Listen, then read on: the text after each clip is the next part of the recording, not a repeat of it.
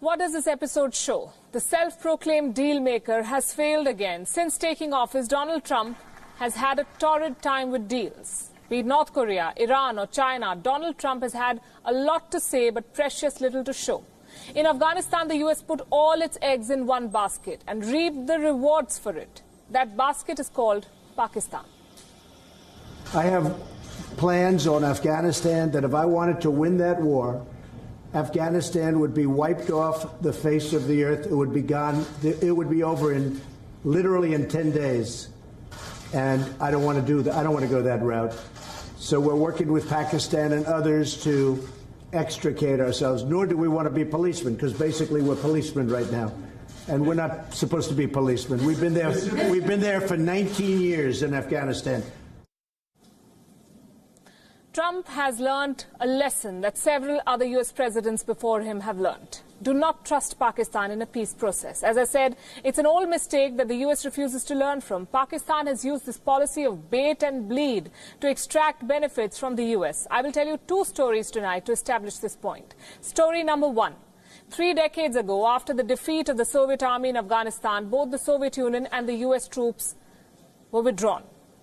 Pakistan immediately meddled in Afghanistan's politics. Pakistan sided with jihadist Islamist elements. And all this while, Pakistan also projected close ties with the Americans. So on one hand, Pakistan sided with America. On the other hand, Pakistan fanned the anti-US sentiment in the Taliban. The result was the 9/11 attacks in 2001. The point is, Pakistan does not want peace in Afghanistan. It doesn't suit them. Peace is just a trump card for Islamabad to extract more aid from the Americans. Now to story number two. The year was 2011.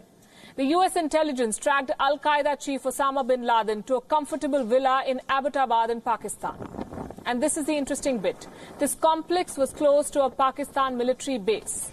In other words, Pakistan, which was an ally of America in the war on terror, was also harboring the biggest terrorist that America was looking for.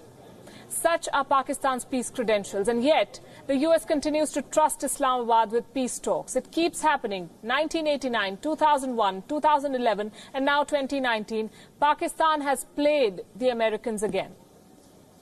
So what should the Americans do now? We have some suggestions. First, de-link Afghanistan from domestic politics. Afghan lives cannot be fodder for American votes. The war has cost the US nearly $1,000 billion since 2001. Any knee-jerk withdrawal will multiply this cost. The exit will have to be smooth. It will have to be gradual. Second, engage with the Afghan government, not with Pakistan. The challenge is the Islamist fundamentalists in the Taliban. They have Pakistan's support. And they will step up the violence, it seems. America must have a counter strategy. After all, it's a mess of America's own making. And third, engage more with India. Though New Delhi considers the Taliban as a strategic part in Afghanistan now, India has not openly engaged with this group. India has always said terror and talks do not go together, and this holds true in every context. The Americans could learn from this. Today's Afghan crisis is the product of many bad decisions in America. When the Taliban were the weakest between 2006 and 2010, the US should have seriously worked on pulling out and empowering the Afghan government. They did not do that. Now the Taliban controls a large part of Afghanistan. It has a stronger presence, a stronger force. Plus, they have Pakistan's support, a terror state that the Americans keep trusting. Let me end this with an old saying from Albert Einstein. And this is for America's top strategists. If you do the same thing over and over again and expect different results, it is called insanity.